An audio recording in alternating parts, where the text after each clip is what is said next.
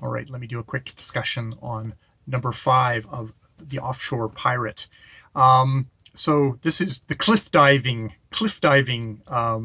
episode where they've come out at night in the water around to these cliffs, and they're going up and they're having this discussion, and each time they have a discussion, Ardita dives off the cliff and then climbs back up, climbs a bit higher, dives off the cliff, then comes back, climbs up.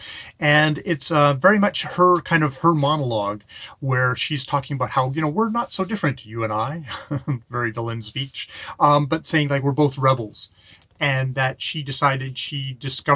what she discovered was courage, which is just basically what she considers courage, which is not caring, not it's like, I'm going to live, and I'm going to do whatever kind of outrageous, reckless thing, and just secure in the knowledge that I am. And it's like, and as we're doing this, she's getting higher and higher and throwing herself off the cliff. And indeed, that seems to be the philosophy of life, is to throw yourself off the cliff, knowing that the silver sea is below.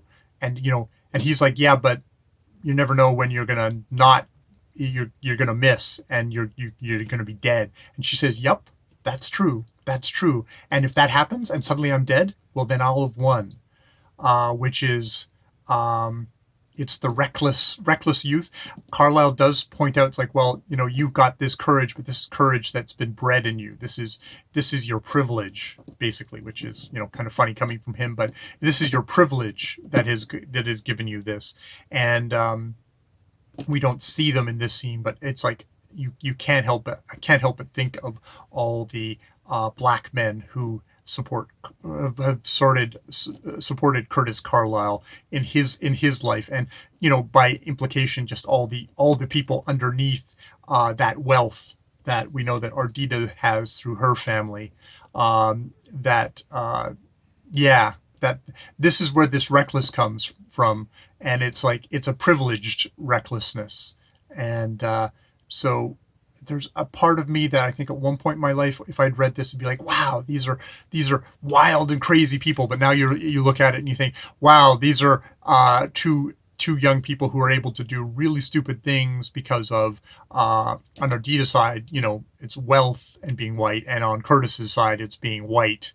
And, even though he feels very hard done by that he's not in the aristocracy of Ardita, the American aristocracy of Ardita, he obviously has got lots of privilege. He is the leader of these black men for no discernible reason other than he is the white guy.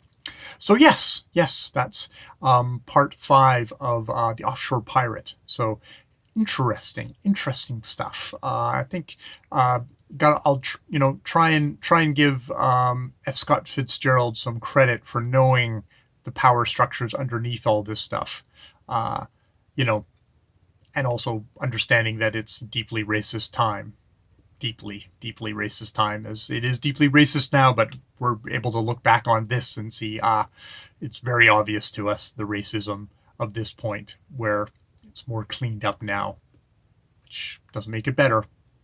All right, leave it there. More videos later.